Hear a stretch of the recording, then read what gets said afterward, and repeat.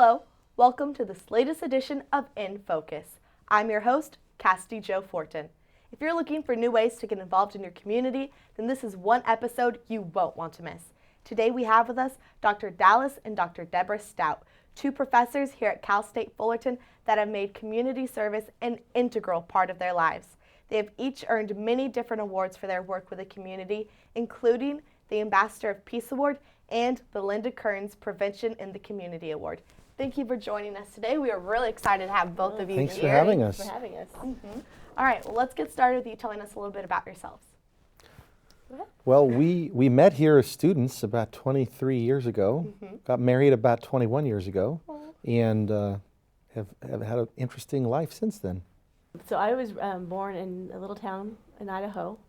His experience is a little bit different. I was born in the hood in LA County. So we have a very multicultural marriage. Yes. Yes. So we went to school here, and then we both went on for our master's and doctorate at Azusa Pacific University. Very nice, very cool. What got you interested in community service work? I was involved in community service work in high school, probably through the Boy Scouts. I was involved in a program that sought to help people not drink and drive, called Safe Rides. And when I got here to Cal State Fullerton, community service was an important part of the program that I was in. And I think it just lit a fire in my heart for being involved. And as I started working professionally with troubled teens, they led me lots of different places into work with violence prevention and drug prevention, and just kind of helping beyond the time that I was sitting with them in counseling. And my experience, coming from a small town in America and moving out here to California, I was aware of just the differences, but really wanting to put in something different in the community. We both were human services majors, and one of the things we were required to do is those lovely internship hours. And so we did that, and that just getting involved in the community was just an important part. That's really nice. What are some of the issues that our community faces today? Well, I look at our community in a little more broad view than Debbie frequently does. So, I look at it in our nation. We have a serious gun violence epidemic going on. The research shows that 20% of our children are being sexually molested by the time they're 18. We have more locally rampant drug problems. We have gang issues, and our politicians don't fund treatment for drugs, and they don't fund prevention for gangs. We have a homeless problem. So there's lots of issues we're facing. Yeah, and really, when I had my daughter a few years back, I focused on, instead of doing the county work, focusing on the city. And so right now I've been working with the Fullerton Collaborative. And one of there's many issues that we're working on in just the local city here. First of all, it is so diverse in this city where there's basically two Fullertons. There's the North Fullerton and the South Fullerton, and you know which one that you don't want to be on when it's dark at night. And so working on the disparity in the city. We also see the big issue of the homeless in the city of Fullerton, and working with the churches and the business owners with the issue of that. Along with the at-risk population, we have some issues with that in the city that we're working on in gang prevention programs. The last issue that I think is an issue that we see a lot in the communities also is eating healthy and moving more, the obesity issues, and the smaller communities. So working with the kids that way. Yes. And how do you combat some of these issues? Getting involved, turning the TV off and getting off the couch. It's meetings, bringing people together, talking about issues, teaching people how to go before the city council or to get involved at the state level, writing letters to politicians. I think it's a mix between education and empowerment to get people to step up and do things. Sometimes people, they don't know what to do, so they're pretty timid in terms of doing something. They'll certainly point out the problem and maybe even complain about it, but not really want to get involved. But it's really about time. And for me, it's about collaboration, working together. There's so many great organizations that are out there, even on our campus here, and just sometimes we feel like we're in silos and we're not connected as much. And so trying to work together when we have an issue, say homelessness, what are you doing in your corner of your office, and how can we connect together and build the resources so that we can actually make an impact in the city. Very nice. And can you tell us a little bit about your organization, Dr. S Nonprofit Consulting? Well, that came about 11 years ago. In 2004, I left I was running the county's largest residential drug rehab in high school, and just got a little burned out and stepped away from that. And people started calling and asking me to get involved in this or that because I had been working in the community for 20 years. And so we decided to open this business and see how it could help us. And in some respects, instead of working directly with adolescents, I started working with the programs that we're working with adolescents. So we're helping them run better programs. We're helping them do research primarily, but we've also done a lot of staff training, marketing, lots of other things. But it's really designed to help the nonprofits do better in our county. Yeah, often they'll be approached by someone to write a grant, and they need to have some kind of evaluation for their nonprofit, and so they'll come to us and they'll help us. We'll help them rather to put together a protocol that makes their nonprofit be successful and be able to evaluate. Everything's about evaluation right now in the nonprofit. Is it a valid measure? And so we want to help them and prove that they're doing what is right. It's not always the funnest work doing evaluation because it's research based, but it's very gratifying to be contacted by someone that says, we deliver food to the seniors and this is what we do. And when we do research for them, we start to find out that it's much greater than that, that they're really saving lives and they're keeping people out of the hospital. And when they go in the hospital, they're in less just because you're knocking on their door once a day and delivering lunch. So we're really helping them quantify statistically that what they're doing is making a difference. And so we can do the research and write a 20-page report for them. They can go to some foundation and get $25,000 to keep doing what they do. That's pretty awesome. That's wonderful. Yeah. Yeah, really great. Yeah. What are some of the subjects that you teach here at Cal State Fullerton? Well, we are both dual appointments. Dual appointments. We teach in the Child and Adolescent Studies program and also the Graduate Counseling program. And the classes that I get fortunate to teach are mostly research and evaluation, some practicum classes. But the one class that I really like to teach is my leadership class for the counseling program. So. And most of the classes that I teach are involved with adolescence, adolescent theory, or working with troubled kids. And I also teach the addictions counseling course.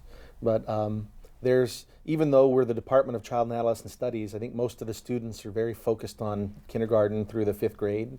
And they look at adolescents as kind of scary beings.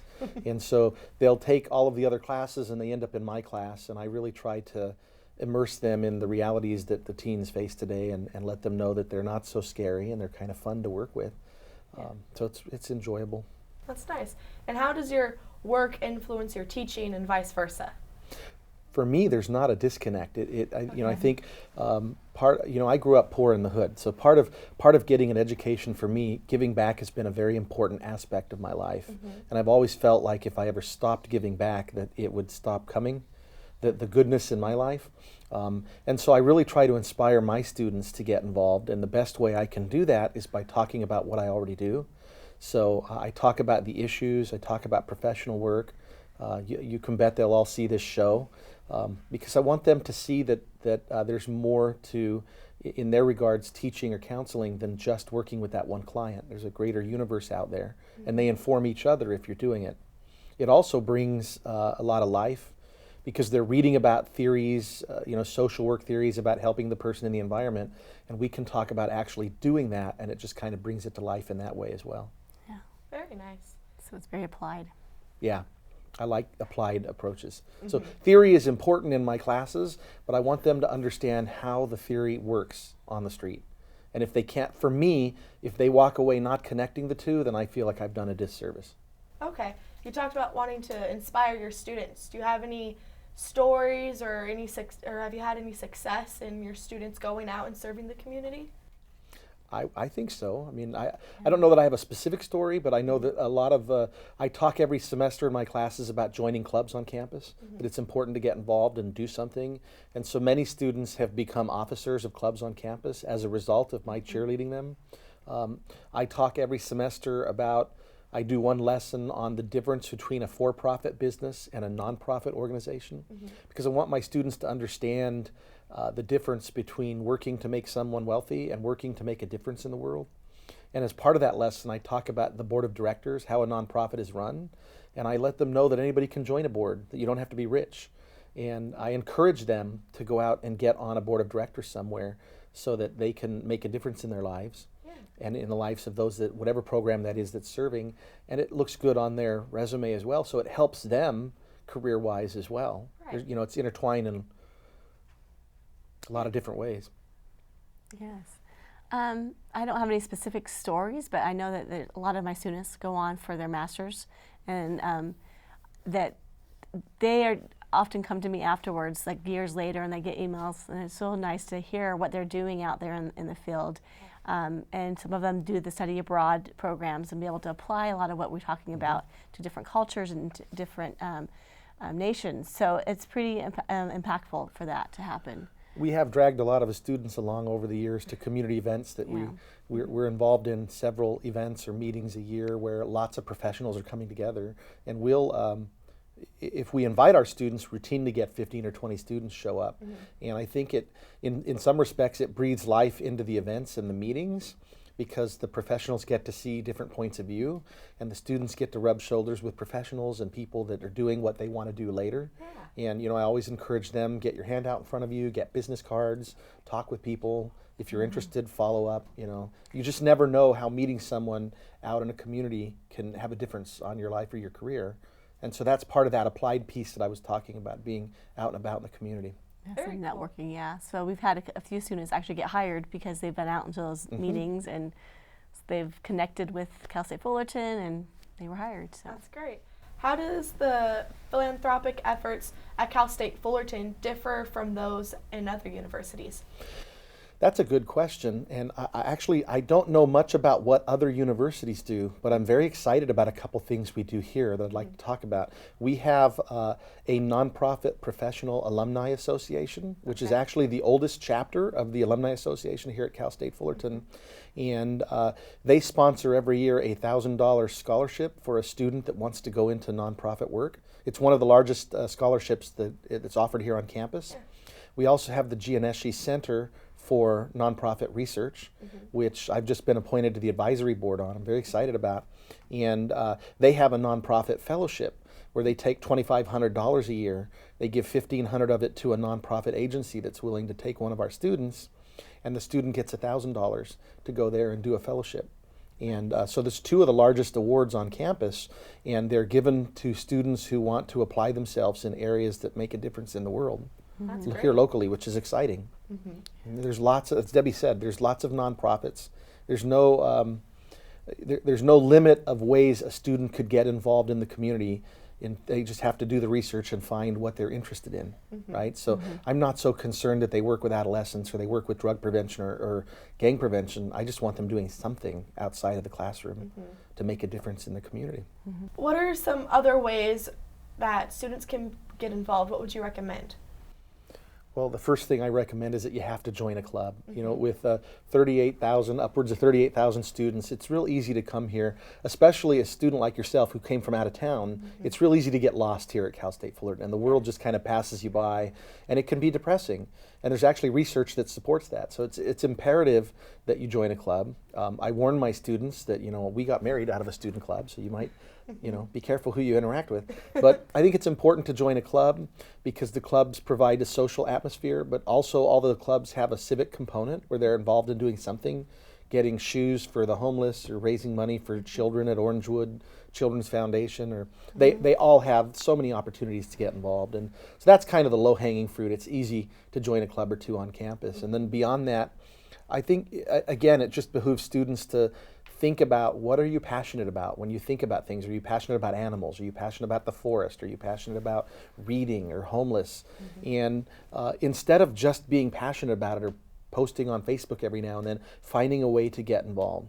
So I encourage my students to volunteer. Just find a nonprofit, call them, ask them if they need volunteers, and I encourage them not to accept no, because some places have lots of rules and walls set up, and if you stick around long enough, they'll take you. And if you work hard, it could turn into a career, as Debbie said. You can get hired, and so it's always easier for a nonprofit to hire someone they know than someone they don't know, even if you don't have all the qualifications. So I was just talking in class yesterday, saying, if you see a job in the nonprofit world you're interested in, and there's 7 qualifications and you don't have one of them, even if it's like a degree, apply anyway. You never know what's going to happen. And lots of times, if you're the right person, they can bend just about any rule you want. And so I really encourage them to step up and get involved. Very nice. Yeah, and to go off that, one of the things I think in our role as a counselor and in the field, we are taught to do no harm. And I tell my students, that's good, but you need to do something. And so I just encourage them to get out and be an advocate, just do something for your students. If you see something that you don't like, it could be child abuse, and that's something that you're passionate about, then do something about it. I also have my students actually mark down their time schedule, how they track their time. Yeah. So they're tracking their time and then they reflect back on their personal goals and see how disconnected they are with what their goals are, their values are. They value, whatever, family, and then they don't spend that much time with family, or vice versa. So I have them just reflect that, spend 1 hour a week, get off, turn the TV off, find something you're passionate about, write a letter to the congressman or woman, and be an advocate. So. When I was a student here at Cal State Fullerton, I was in the Human Services Department in the counseling track, wanting to be a counselor, and we were given a metaphor one day in class that talked about what counselors do is they stand by the river and they pull people out of the river one person at a time. And you're literally saving lives by doing that. Yeah. And you can do that for a career. You can do that for 40 years if you want, and have a big impact in the world. Smart counselors at some point need to step away from the river and walk upstream and see why people are falling in the first place. And we owe it to the field and to humanity to do that work as well. Go upstream. What's wrong? Is the rail broken on the bridge? Is there a root in the ground? What can we do to help impact? And not that we step away from pulling people out. We need to do both. So we need to do some prevention work while we're doing intervention at the same time. Both are important, but the only way to solve the issue is to get involved in both. That is wonderful. It's a powerful metaphor. Yeah. Now, you recently wrote a chapter in a book. Can you discuss that a little bit, like the process or what it's about? The book is Helping Beyond the 50-minute hour. Right, Helping Beyond the 50-minute hour. Okay. And we were approached by a colleague who's editing this book. It has like 12 chapters, and each chapter is written by a different community activist. And he was like, you guys have done a lot of work in violence prevention, haven't you? We're like, yeah, we have. And so you should write a chapter. And so we agreed to do it. And then it became apparent fairly quickly that it was challenging to do, because I don't think either of us ever set out. We certainly didn't set out to win awards, and we didn't set out to write a chapter. I didn't, 20 years ago, if you had told me I'd be doing this work in 20 years and someone would be asking me to write a chapter about it with my wife, I'd have said, get out of here. It's just kind of like we went to work and we worked on trying to change the world, and now 20 years later, people are like, oh, that's really significant. But for us, it's just kind of it's who we've been. It's the choice that we made. So it was kind of hard initially to write the chapter, and then the process of revising it and deciding what to keep and what to throw out was a challenge. Yeah, and just kind of self-reflecting on what the journey was. How do we get to where we're at? I hear from all my friends and colleagues. They say, "Wow, you do so much," and I'm like, "Well, how did I get there?" So it was a good exercise. Just kind of reflect the process. Yeah, and I think it was hard emotionally, because you're always raised, don't toot your own horn, and so it's just kind of hard to write about, to not brag, but to just write about something that's been such a core part of our lives. One of the most frustrating parts for me of being involved in the community for so long is the lack of that involvement in other people. So there have been many times I've banged my head against the wall, wondering why my friends and family and neighbors don't do what I do. Like, how can you just sit and watch TV for 20 hours a week and not go out and do something? And they look at me like, where does this passion in him come from? Like, what's that fire about? So that's kind of hard. That was a hard aspect too. So kind of encompassing all of that. The book is phenomenal. because it's very inspiring. Every chapter written by people that are involved in all around the world. It's not just here in America. One of the chapters is about working in Haiti after the earthquake. Oh, wow. So it was a good experience. I would do it again, but it was hard. It probably wouldn't be as hard the second time. Yeah. Is there any final advice you would like to give students? I've already said it. It's so important to get involved. You can't, I've had a phenomenal career in the nonprofit world here in Orange County. I've had some amazing, high-powered jobs, most of which never came as a result of an interview. They came as a result of my working in the county as a volunteer. So, I just can't say enough about getting involved, finding a way to get involved. There's so many different collaboratives and networks in our county that when they come together, there are executive directors and marketing people and board members there. And if you can get involved and start meeting professionals, then when it comes time for you to get a job, instead of interviewing, blindly or calling cold, you can actually call this board member you met and say, hey, I'd like to work for you.